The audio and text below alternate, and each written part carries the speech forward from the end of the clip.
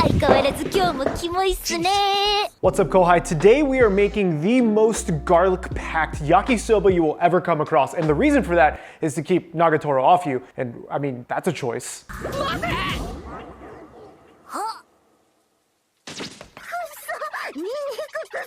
Juggle them. Look, oh my, there's so much, oh god. Still can't juggle. Now we're not just going to throw this garlic into the yakisoba as is after slicing it, we're actually gonna do garlic 3 ways. I'm gonna save you the pain and agony of having to watch me do this. Now once you take all of your garlic off the bulb, the next step that you actually need to do is remove the end piece. You can see the stem right there, right? That's the piece that we're looking at. We're gonna go ahead and remove that from each of our cloves, as well as removing the tip of the garlic. So this way you have it exposed on the top and the bottom. Pop this into whatever bowl you got. Do that for every single bulb, and then we're going to throw a lid on it and shake it up, and you're going to see some magic. Now once you have all the garlic kind of trimmed on both the top and the bottom, throw a lid on this guy and watch. It's gonna be really cool. The lid doesn't even have to really fit completely. It doesn't have to be tight, but this lid fits really well. And now we're just gonna do one of these. Oh, they're kind of loosened up. Probably need to go longer, but it does peel relatively easy because what ends up happening is the oils that are in the garlic start releasing inside, so that way it's actually really easy to peel afterwards. And now you still have to put in a little bit of work and a little bit of effort to remove some of these peels, but it's not nearly as bad. We could shake it up a little bit more, so I'm probably gonna do that, but God, my eardrums. There we go, it's a little better. Now, what we can also do is run this under water, but I'm just gonna go ahead and peel these by hand, and that way we just have all of our garlic ready to go. And now that we have all of our garlic peeled and ready to process, we just wanna split this into thirds. Grab yourself the world's cutest sauce pot, followed by some oil. I just have some neutral oil and some olive oil. Now take 1/3 of your garlic and place it into your pot, followed by 1/2 portion of oil of your olive and of your neutral. You just wanna make sure that the oil is covering that garlic. Now place some aluminum foil to cover this pan up, make sure it's totally sealed, and place it in the oven at 325 degrees Fahrenheit for about an hour. Now the rest of the garlic we're going to hit on the mandolin to get it nice and thinly cut. If you're not comfortable using the mandolin, go ahead and use a knife, whatever the case is, but just make sure it's nice and thin and as even as possible. We're gonna need this for fried garlic and for the actual yakisoba. Now we're going to also julienne 1/2 an onion. You can use white onion, yellow onion, really whatever onion you want. Just make sure it's nice and thin, and then follow this up with 1/2 a shallot and slice this about the same thickness as the onion. The whole theme of this is really trying to keep all of your vegetables around the same thickness so they cook properly. Now for the ginger, I like to make sure I cut my ginger super thin into these needle point sizes. They're somewhat similar to a julienne, but I think they're actually a little thinner than a julienne. You can also use minced or chopped ginger, but I really like the needle point style just because it adds a bit more texture to yakisoba. Now I'm also using shiitake mushrooms. If you don't have any shiitakes on hand, you can just use regular button mushrooms, some portobellos, or even some oyster mushrooms work really, really well in this case. You just want something that's really hearty and slightly meaty for the mushroom. Slice this relatively thin, something similar to your onion, and you should be set and ready to go. Now normally I like my cabbage nice and thin, so it adds quite a bit of texture, but in this case we're going to cut this in about 1-inch squares. The reason for this is that it'll add a lot more crunch and a lot more bite. Now for the green onion, I am using Japanese style green onions, or I think they're called Tokyo onions, and we want to slice these nice and thin because it's primarily going to be a garnish. You can cut these straight on or on a bias or whatever you want, and you should be set and ready to go. Now at this point you have all of your vegetable yakisoba prep ready to go. You can add beef or chicken or pork or whatever you want as far as protein goes, but these are going to be the staples, especially for a konbini style yakisoba, because I'm pretty sure not a lot of them have a lot of protein in them, and they focus primarily on the vegetables because it is a bit cheaper that way because it's konbini food. Let's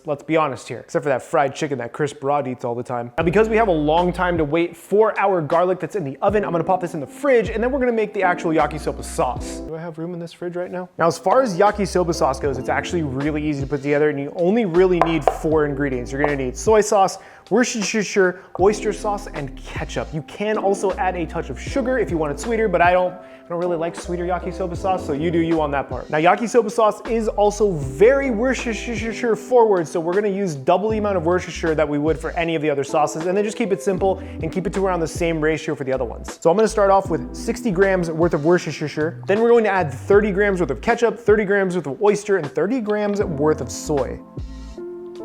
Once you have all of your sauces in here, you're gonna tiny spoon to combine, and it should be really loose. Yeah, you don't want it to be too tight. If you want this to be tighter, you can add more ketchup, but that's also going to add more sweetness to it. So what you wanna do is just give this a taste, see if it's to your liking.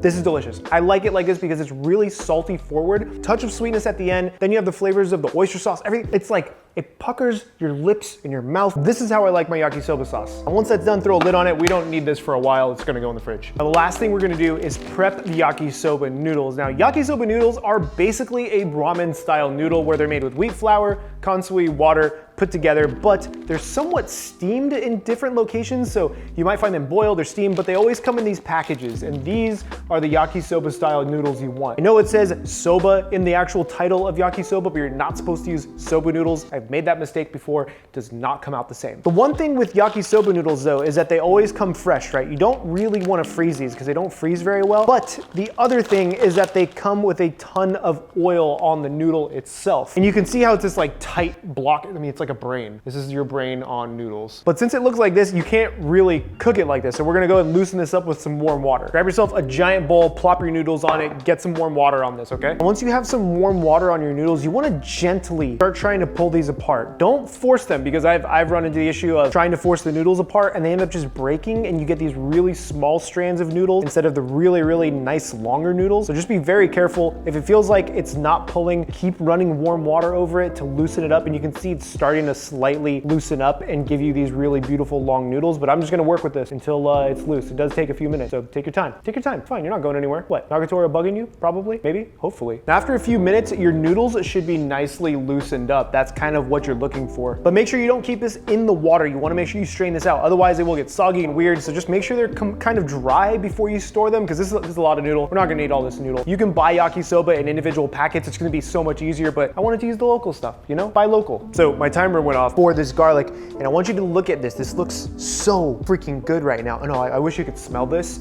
Like, can we invent the smell-o-vision already? Seriously? That's what you want your garlic to look like. Okay, nice and golden. And I'm gonna show you, we're gonna take this toothpick and I'm gonna grab one out. This is how easy it should be for this garlic. This is how you should know if it's done. Take a toothpick, gently, and they're floating to the top, which is also what you want. You should be able to honestly barely put any pressure into that garlic and you're able to pull it out with that toothpick. Look at, stop looking at me, camera. Look at the garlic. It's absolutely gorgeous. So what I'm gonna do now is we're going to let this hang out in this oil for the next 20 to 30 minutes, just so it comes down in temp and it'll actually saturate that oil a bit more with garlic flavor. Then we're gonna use this oil to fry up some garlic. Oh, I'm so excited for this yakisoba. Put the lid on, don't just leave this out. Be somewhat decent in the kitchen, Paul. Jeez. Now after letting our beautifully roasted garlic rest, look at the color on, hold on. Look at the color on this now. It's nice and deep and golden. That's really what you're looking for. We're just gonna go ahead and fish all of this out, putting it into a bowl, and we're just gonna mush this up. It's gonna be delicious.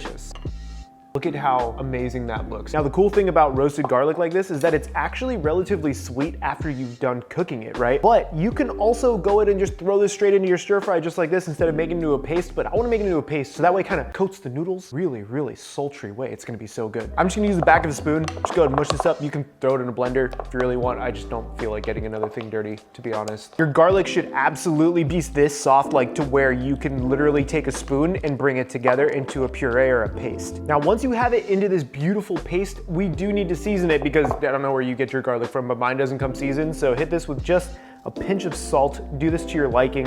Make sure it is nicely seasoned and get that all nice and mixed up. Now, if you want this smoother, what you can actually do is put this into a blender and add some of that oil back in, and it's gonna be this beautiful smooth paste instead, but I like the chunky boy. Oh, that looks so good. I wish you guys can smell this. Now, we do wanna give this a taste. Make sure you taste it for salt. It doesn't need to be overly salty, but just enough to where it enhances the flavor of the garlic. Look at that bite. Cheers. Oh, it's so good. I just eat that. Bites maybe with some naan or some pita. Oh, baby. Okay, set this to the side. Now we actually have to make our fried garlic chips, and we're gonna use the oil for this. Look at me. I got a little grill, a little porta grill.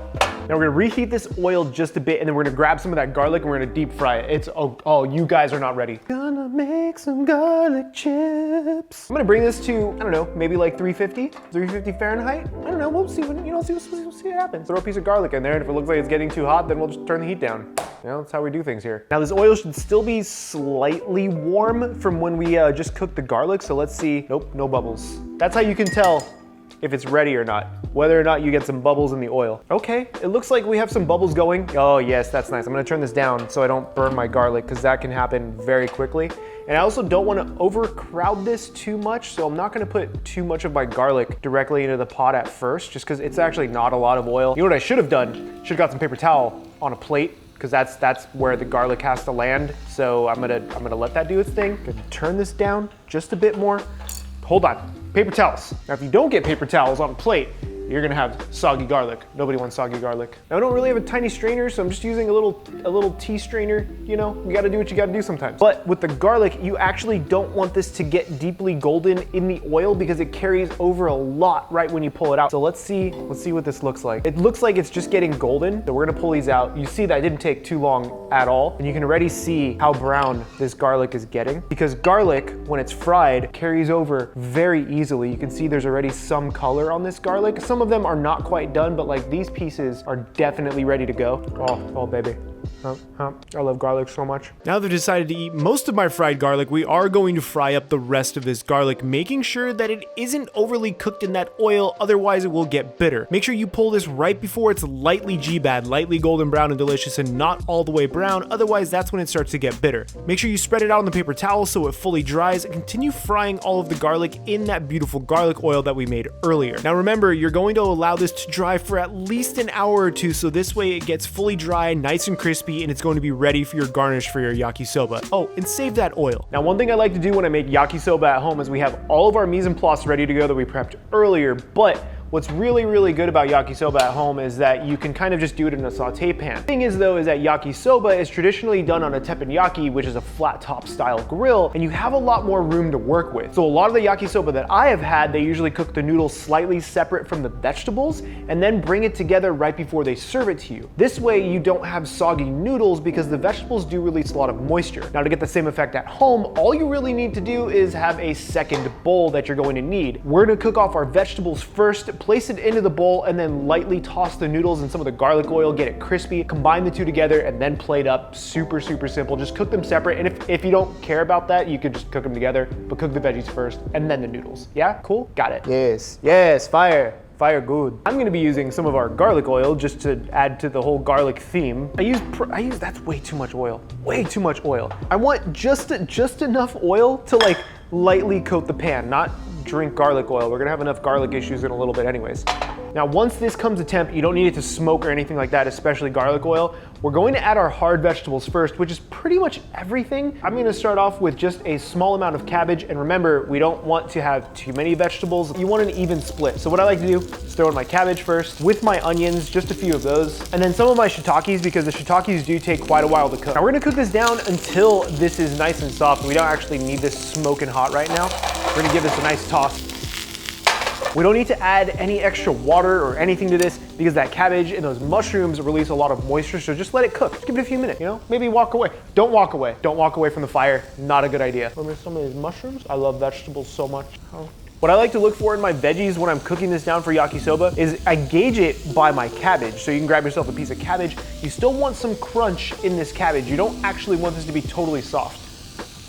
Oh, that's perfect. I'm not gonna season it because of the yakisoba sauce. It carries a lot of salt, so we're not gonna season it quite yet. Take this, bam, place it in the bowl. Now we're going to saute up, that was wrong. Put this back into the pan. Now we're gonna hit this with some of our aromatics. So we're gonna hit this with some of our needled ginger, good portion of our shallot, good amount of our sliced fresh garlic now, yeah. This is actually not going to be cooked too hard, just enough to warm through, and then some of our green onion. You can see how quickly it adds up when you start adding everything together. This is why you don't want to overdo it with the veggies. Now, I'm not really going to cook those aromatics too much because I'm basically going to let the steam just kind of carry it through, and it's going to be totally good. You just want them to soften up just a bit, just to remove the chill. This has been going for maybe 30 seconds, and now we can actually put it in the bowl.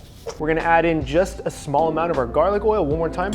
Where's my noodles at? Now, as far as the noodle goes, this is totally up to you to how much you use, but I like to go like 1 part noodle, 1 part veggie. You can do 2 to 1, you can do 3 to 1. I don't care, go your noodle dish. You're the one who's eating it. Should do a nice handful, get this nice and toasty. Yes, that looks about like 1 serving maybe. Now see, what we're actually looking to do is get this nice and toasty. You want some like color on the noodles.